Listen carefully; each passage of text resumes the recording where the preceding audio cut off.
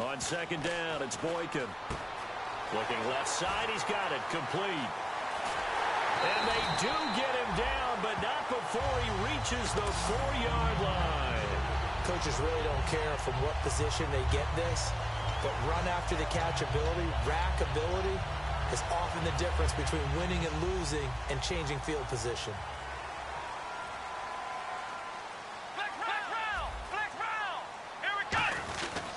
And they'll go ground game here with a tailback.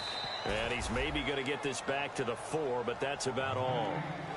No gain on the play there. It'll be second down. Sometimes play calls boil down to philosophy. You know you're facing one of the top 10 units against the run in the NFL. So do you decide to keep smashing against them, or do you decide to throw the ball here?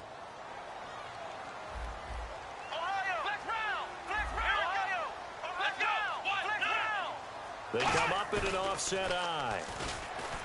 The rookie Boykin to throw, and he can't corral it. Maybe a big missed opportunity there defensively in the end zone, and now third down.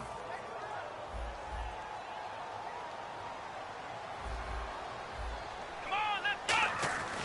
Third and goal, Boykin.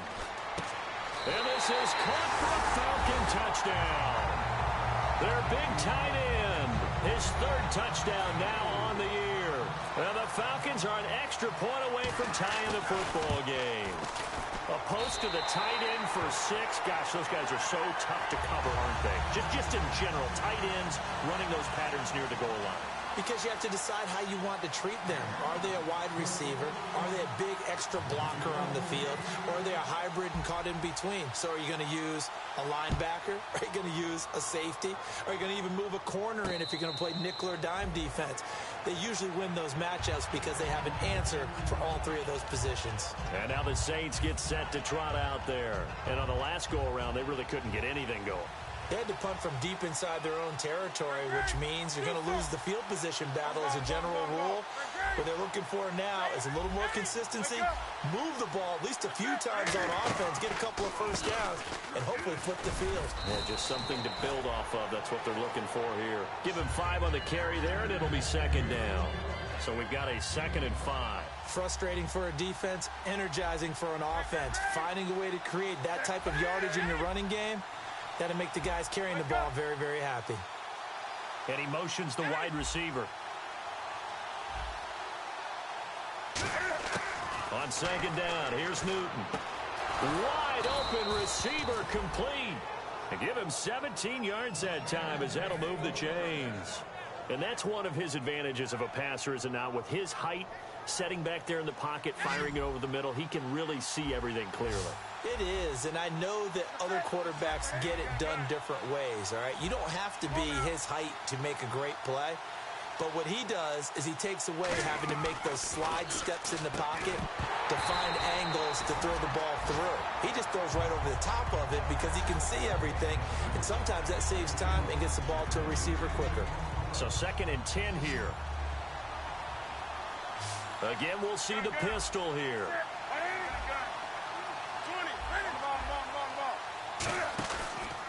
And he'll give it here to his running back. And he was able to shed the tackle, but the reserves come in for the stop. He's able to rattle off 6 on the carry, and that'll get him to 3rd and 4. Good, strong run against the 3-4 set. And that 3-4, you got to have your guys up front eat up a lot of blocks. The guy playing over the center, the nose. And a loose football. But fortunately, he's able to recover his own fumble, or that could have been trouble. So it goes as a fumble, but the key thing, not a fumble loss. Yeah, that stat's big, isn't it? I mean, I remember watching teams play. The ball might be on the ground a number of times during the game, but the other team doesn't get it. That's a huge difference in the ball game. And in this case, they were able to retain possession. And he is going to lose yardage here. That's going to go as a loss of 4, and it'll be second down. There's so many times during camp and practice that you get bored as a player doing regular drills. But how about that shed and skate drill right there by the linebacker? You do it each and every day. Get the blocker away and get into the backfield and make a big-time tackle. That's what we just saw. To throw on second down is Newton. He rifles one that's intercepted. A great read, and it's picked off. And the return here will go to the 31-yard line. And, Brandon, this is a real nice job defensively of getting inside a quarterback's head and figuring out, okay, where's he going with the football? Because you can make an educated guess defensively, not all the time, but sometimes. And when you're right, you've got a decent chance of coming away with the football. Flex round! Flex round! Flex round! Flex round! After the interception, here's Boykin. Firing quickly here, and that's complete. And he'll lose yardage here, going down back at the 28. A loss of a full 3 yards, and now it's second down.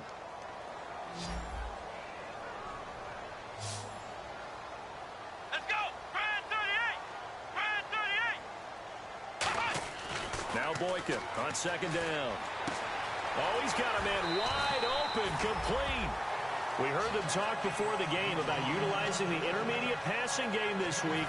It works for them there. They move the chains. And we saw them work on it in practice as well. And most teams take a period at a time to work on different things. They put a couple of periods of work into the intermediate passing game, and now we know exactly why. They got the look that they were seeking, and they were able to take advantage of it. Let's go! They'll throw on first with Boykin. Throwing left side, it's complete. And he's brought down. And the play goes for 19 yards. Gives him a new set of downs. All right, I'm doing my rudimentary math here. That's his third catch here in the first quarter.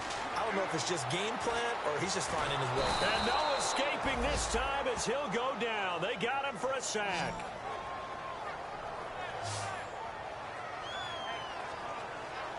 Alongside Charles Davis, Brandon Gaudin, it's the Falcons in possession to begin quarter number 2, but they face a second and long to start things out. Flex round! Flex round!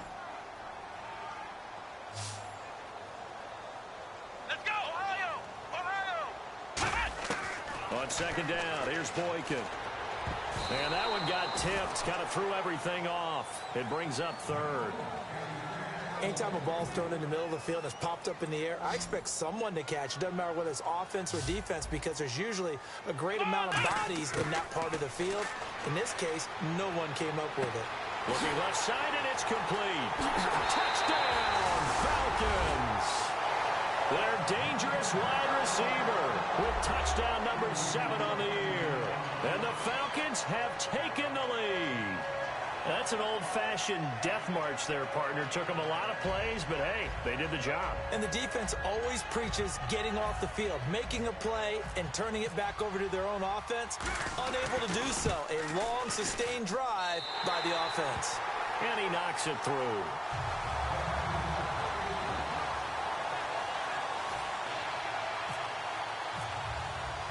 Atlanta's 11 ready to go, and they kick it away. That'll be taken in the end zone. And he'll take it up past the 25 to the 26-yard line.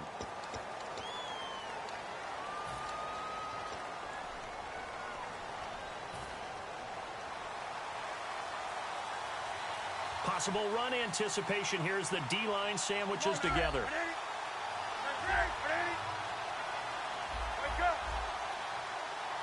And he goes in motion here in the backfield. 20.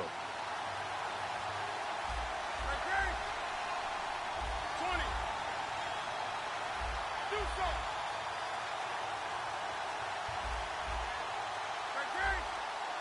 The play clock's running down.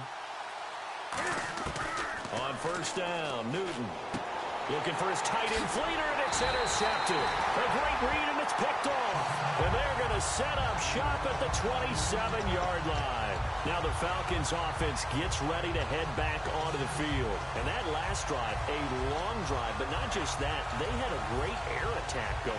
Do they stick with that?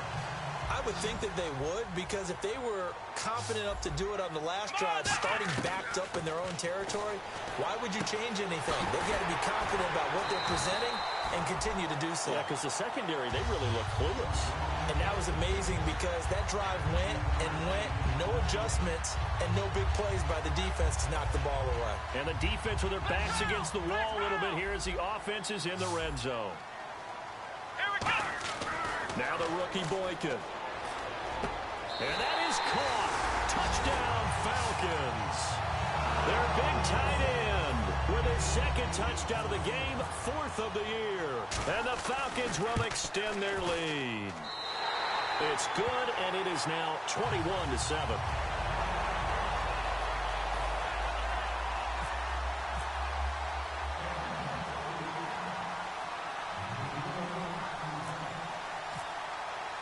Atlanta's 11 ready to go, and they kick it away. And no return on this one as the fair catch is signaled for and taken. The Saints coming out now to take the field. And last time, one play interception, so this offense, they should be fresh. That's a good way of putting it.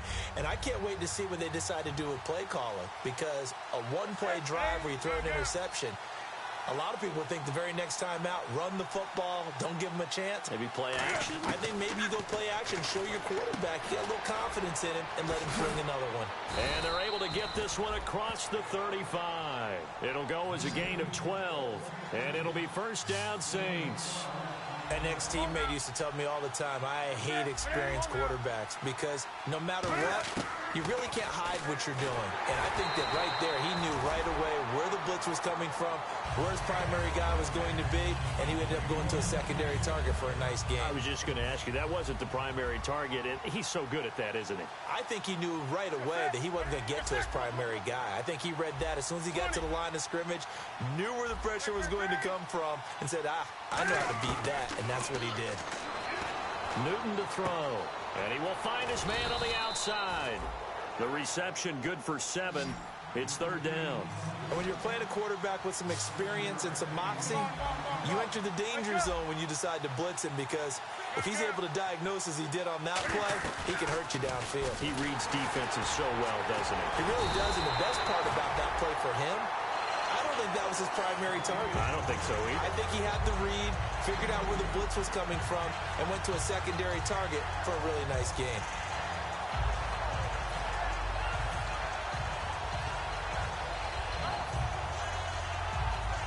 And how about this one now? In their own territory, a gutsy call. They're going to go for this on 4th and a yard. They come up in an offset eye. They will go for it. Now Newton. And this is incomplete. So certainly an interesting call there to go for it. And the Falcons will take control of the football in great field position.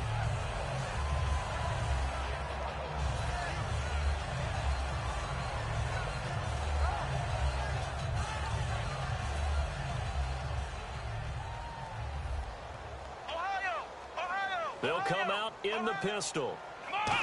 Again, we'll see the pistol here. And he's got his man on the out route.